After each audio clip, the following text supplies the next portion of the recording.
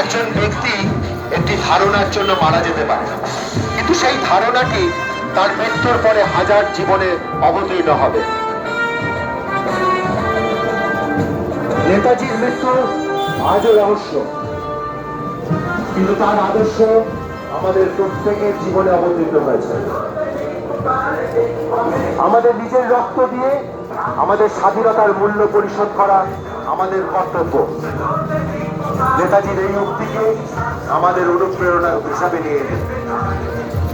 আগামী দিনে এই বীর বিপ্লবীর যে আদর্শ, সেটাকেই আমরা পাথেয় করে আমাদের স্বাধীনতাকে রক্ষা করব, এটাই আমাদের প্রতিশ্রুতি।